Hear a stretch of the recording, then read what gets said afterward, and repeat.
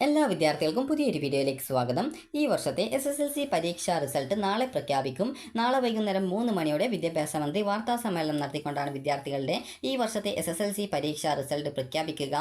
വിദ്യാർത്ഥികൾക്ക് നാളെ വൈകുന്നേരം 4 മണിയോടെ തന്നെ നിങ്ങളുടെ റിസൾട്ട് അറിയാൻ സാധിക്കും. റിസൾട്ട് പ്രഖ്യാപിച്ച ഏകദേശം 1 മണിക്കൂറിനുള്ളിലാണ് വിദ്യാർത്ഥികൾക്ക് നിങ്ങളുടെ റിസൾട്ട് അറിയാൻ സാധിക്കുക.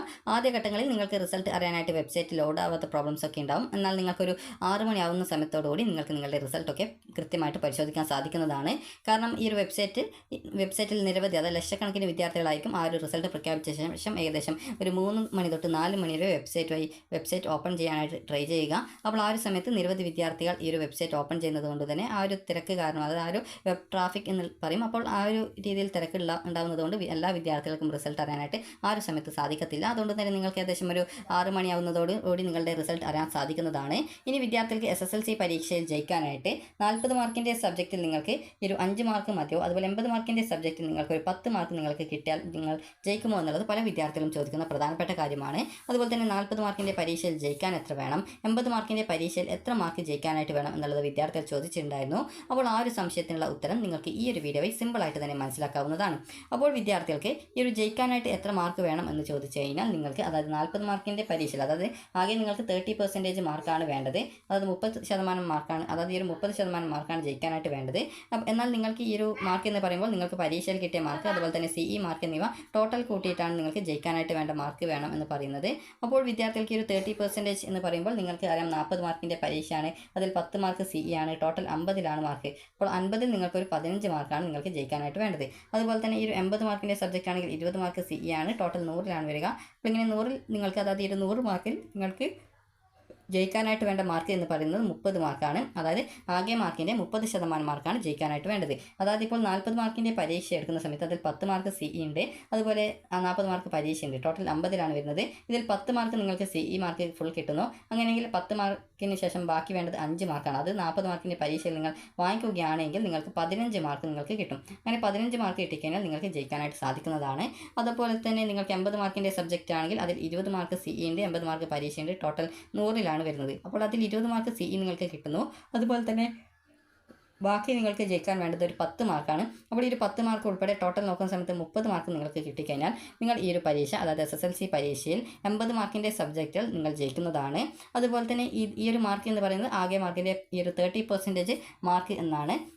അപ്പോൾ ഈ ഒരു മാർക്ക് നിങ്ങൾക്ക് കിട്ടിക്കഴിഞ്ഞാൽ നിങ്ങൾക്ക് ലഭിക്കുന്ന ഗ്രേഡ് എന്ന് പറയുന്നത് ഏതാണ് എന്നാൽ നിങ്ങൾക്കൊരു ഡൗട്ട് ഉണ്ടാകും. ഗ്രേഡ് എന്ന് പറയുന്നത് D+ ഗ്രേഡാണ് കിട്ടുക.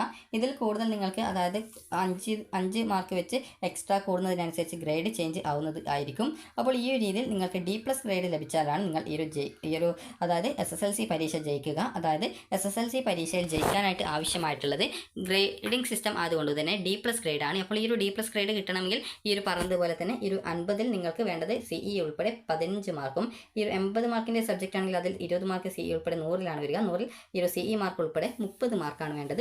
50 മാർക്കിൻ്റെ അതിൽ 15 വേണമെന്ന് പറയുമ്പോൾ തന്നെ 10 മാർക്ക് CE കിട്ടും, 5 മാർക്ക് നിങ്ങൾക്ക് പരീക്ഷയിൽ കിട്ടിയാൽ മതി. അതുപോലെ 100 മാർക്കിൻ്റേത് 30 എന്ന് പറയുമ്പോൾ അതിൽ നിങ്ങൾക്ക് 20 മാർക്ക് CE ഉണ്ട്, അതിൽ 10 മാർക്ക് നിങ്ങൾ പരീക്ഷയിൽ നേടിയാൽ മതി. ഇങ്ങനെയെങ്കിൽ നിങ്ങൾക്ക് ഈ ഒരു സബ്ജക്റ്റ് ജയിക്കാനായിട്ട് സാധിക്കുന്നതാണ്. ഇനി വിദ്യാർത്ഥികൾ ചോദിക്കുന്ന പ്രധാനപ്പെട്ട കാര്യമാണ് SSLC റിസൾട്ട് വന്നാൽ നിങ്ങൾ ജയിച്ചിട്ടുണ്ടോ തോറ്റിട്ടുണ്ടോ എന്നുള്ളത് എങ്ങനെ മനസ്സിലാക്കാം എന്നുള്ളത്. അതുപോലെ തന്നെ A+ കിട്ടാനായിട്ട് എത്ര മാർക്ക് വേണം എന്നുള്ളത് വിദ്യാർത്ഥികൾ ചോദിക്കുന്ന പ്രധാനപ്പെട്ട കാര്യമാണ്. അതായത് A+ കിട്ടാനായിട്ട് നിങ്ങൾക്ക് വേണ്ട മാർക്ക് എന്ന് പറയുന്നത് 90% മുതൽ 100% വരെയുള്ള മാർക്കുകൾക്കിടയിൽ മാർക്കോ, അത് 90% മുതൽ 100% മാർക്ക് വരെ കിട്ടിക്കഴിഞ്ഞാൽ നിങ്ങൾ ഈ ഒരു SSLC പരീക്ഷയിൽ നിങ്ങൾക്ക് A+ കിട്ടാനായിട്ട് സാധിക്കും. 90 മുതൽ 100 വരെ മാർക്ക് എന്ന് പറയുമ്പോൾ CE മാർക്ക് ഉൾപ്പെടെ നിങ്ങൾക്ക് 90 മുതൽ 100 മാർക്കിൻ്റെയും ഇടയിൽ ആയിട്ടോ അല്ലെങ്കിൽ 90 മാർക്ക് മുതൽ 100 വരെ കിട്ടിക്കഴിഞ്ഞാലോ നിങ്ങൾക്ക് A+ ഗ്രേഡ് കിട്ടുന്നത് ആണ്. അതുപോലെ തന്നെ 40 മാർക്കിൻ്റെ സബ്ജക്റ്റിൽ CE ഉൾപ്പെടെ 50ലാണ് മാർക്ക് വരുന്നത്. 50 മാർക്കിൽ നിങ്ങൾക്ക് ഈ ഒരു 45 മാർക്ക് മുതൽ 50 വരെ മാർക്ക് ലഭിച്ചു കഴിഞ്ഞാലാണ് നിങ്ങൾക്ക് A+ ഗ്രേഡ് കിട്ടുക. അതുപോലെ ജയിക്കാനാണ് എങ്കിൽ നിങ്ങൾക്ക് ഈ ഒരു 100 മാർക്കിൽ നിങ്ങൾക്ക്, അതായത് ഈ ഒരു 30 മാർക്കാണ് CE ഉൾപ്പെടെ വേണ്ടത്. അതുപോലെ തന്നെ അതായത് 30 മുതൽ 39 വരെ മാർക്ക് കിട്ടിയാലാണ് നിങ്ങൾ ഈ ഒരു, അതായത് SSLC പരീക്ഷയിൽ 100 മാർക്കിൽ നിങ്ങൾ ജയിക്കുക.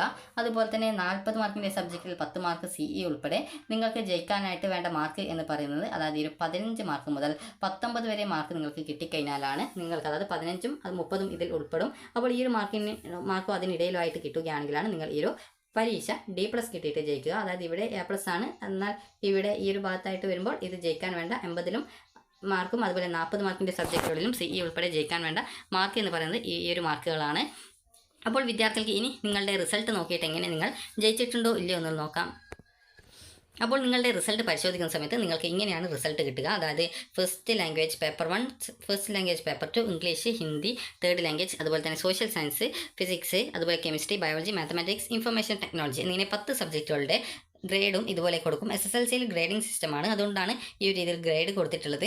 അപ്പോൾ ഈ ഒരു രീതിയിൽ ഗ്രേഡ് കൊടുക്കുന്ന സമയത്ത് നിങ്ങൾ ആദ്യം തന്നെ ഈ ഒരു പരീക്ഷ നിങ്ങൾ ജയിച്ചിട്ടുണ്ടോ ഇല്ലയോ എന്നുള്ളത് എങ്ങനെ മനസ്സിലാക്കാമെന്ന് ചോദിച്ചാൽ, നിങ്ങളുടെ ഈ ഒരു SSLCയുടെ റിസൾട്ടിൻ്റെ അതായത് പ്രിൻ്റ് ഔട്ടിൽ അല്ലെങ്കിൽ ആ റിസൾട്ട് പരിശോധിച്ച് കഴിഞ്ഞാൽ ആ ഒരു പരിശോധിക്കുന്നതിൽ റിസൾട്ട് എന്ന് പറഞ്ഞുകൊണ്ട് എലിജിബിൾ ഫോർ ഹയർ സ്റ്റഡീസ് എന്ന് പറഞ്ഞുകൊണ്ട് കൊടുത്തത് കാണാം.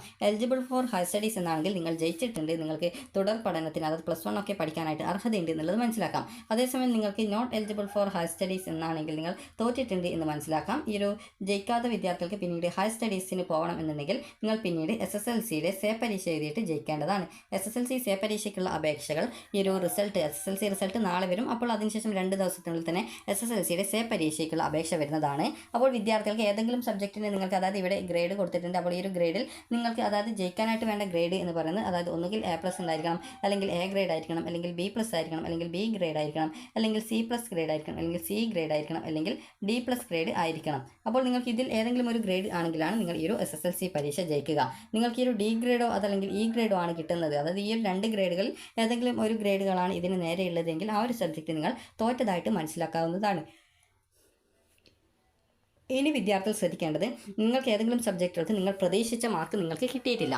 അതായത് ഇപ്പോൾ നിങ്ങൾക്ക് A ഗ്രേഡ് കിട്ടുമെന്ന് വിചാരിച്ചിട്ടുണ്ടായിരുന്നു, എന്നാൽ റിസൾട്ട് വന്ന സമയത്ത് ചിലപ്പോൾ അതിന് D ഗ്രേഡൊക്കെ ആയിരിക്കും കിട്ടിയിട്ടുണ്ടാവുക. അപ്പോൾ ഇങ്ങനെയുള്ള സാഹചര്യത്തിൽ നിങ്ങൾ എന്ത് ചെയ്യും എന്നുള്ളതാണ്. അപ്പോൾ ഇങ്ങനെയുള്ള സാഹചര്യത്തിൽ നിങ്ങൾ ചെയ്യേണ്ടത് റീവാലുവേഷനായിട്ട് അപേക്ഷിക്കുക. റീവാലുവേഷനായിട്ട് 400 രൂപയാണ് ഫീസ്. അതുപോലെ തന്നെ SSLCയുടെ സേ പരീക്ഷയ്ക്ക് കൂടി അപേക്ഷ സമർപ്പിക്കുക. അപ്പോൾ ഇങ്ങനെ അതായത് ഈ ഒരു D ഗ്രേഡോ അല്ലെങ്കിൽ E ഗ്രേഡോ ഒക്കെയാണ് കിട്ടിയതെങ്കിൽ നിങ്ങൾ ഈ ഒരു രീതിയിൽ നിങ്ങൾക്ക് മാർക്ക് ഒന്നുകൂടി വാലുവേഷൻ ചെയ്താൽ കിട്ടുമെന്ന് പ്രതീക്ഷയുണ്ടെങ്കിൽ നിങ്ങൾ 400 രൂപ നൽകി റീവാലുവേഷനായിട്ട് അപേക്ഷിക്കുക. ഒരു വിഷയത്തിന് 400 രൂപയാണ് ഫീസ് വരിക. നിങ്ങൾക്ക് ഗ്രേഡ് കൂടുകയാണെങ്കിൽ നിങ്ങൾ അടച്ച പൈസ നിങ്ങൾക്ക് റീഫണ്ടായിട്ട് തിരികെ കിട്ടുന്നതാണ്. അതേസമയം ഗ്രേഡ് കുറയുകയാണ് അല്ലെങ്കിൽ ഗ്രേഡ് സെയിം ഗ്രേഡിൽ തന്നെയാണ് ഉള്ളതെങ്കിൽ നിങ്ങൾക്ക് നൽകിയിട്ടുള്ള പൈസ റീഫണ്ട് കിട്ടുന്നത് അല്ല. മാർക്ക് ഗ്രേഡ് കൂടിയാലാണ് നിങ്ങൾക്ക് ഈ ഒരു പൈസ റീഫണ്ട് കിട്ടുക. അതുപോലെ തന്നെ നിങ്ങൾക്ക്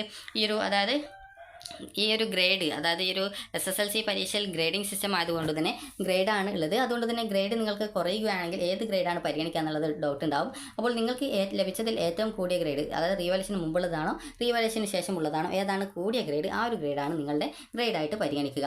അപ്പോൾ നിങ്ങൾക്ക് ഈ ഒരു ഗ്രേഡിങ്ങിൽ അതായത് നിങ്ങൾക്ക് ഈ ഒരു D ഗ്രേഡോ അതല്ലെങ്കിൽ E ഗ്രേഡോ ആണ് നിങ്ങൾക്ക് കിട്ടിയതെങ്കിൽ നിങ്ങൾ തോറ്റതായിട്ട് മനസ്സിലാക്കാവുന്നതും. അതുപോലെ നിങ്ങൾക്ക് ആ ഒരു സബ്ജക്റ്റിന് ഈ ഒരു ഗ്രേഡിനേക്കാൾ കൂടുതൽ കിട്ടുമെന്ന് നിങ്ങൾ ഉറപ്പുണ്ടായിരുന്നതാണെങ്കിൽ നിങ്ങൾ റീവാലുവേഷൻ അപേക്ഷിക്കുക. അതുകൂടാതെ തന്നെ SSLCയുടെ സേ പരീക്ഷ കൂടി അപേക്ഷ സമർപ്പിക്കുക. റീവാലുവേഷൻ റിസൾട്ട് വന്ന് ഗ്രേഡ് കൂടുകയാണെങ്കിൽ പിന്നീട് നിങ്ങൾ SSLCയുടെ സേ പരീക്ഷ എഴുതേണ്ട ആവശ്യം വരില്ല. അപ്പോൾ വിദ്യാർത്ഥികൾക്ക് ഈ ഒരു വീഡിയോ ഉപകാരപ്രദമായിട്ടുണ്ടെന്ന് കരുതുന്നു. അപ്പോൾ എല്ലാ വിദ്യാർത്ഥികൾക്കും വിജയാശംസകൾ നേരുന്നു. അതുപോലെ നിങ്ങൾ പ്രതീക്ഷിച്ച ഗ്രേഡ് തന്നെ കിട്ടട്ടെ എന്ന് ആശംസിക്കുന്നു. അതുപോലെ എല്ലാ വിദ്യാർത്ഥികളും ജയിക്കട്ടെ എന്ന് ആശംസിക്കുന്നു. അപ്പോൾ ഈ ഒരു വീഡിയോ നിങ്ങൾക്ക് ഉപകാരപ്രദമായിട്ടുണ്ടെങ്കിൽ ലൈക്ക് ചെയ്യുക, ഷെയർ ചെയ്യുക. Thank you for watching.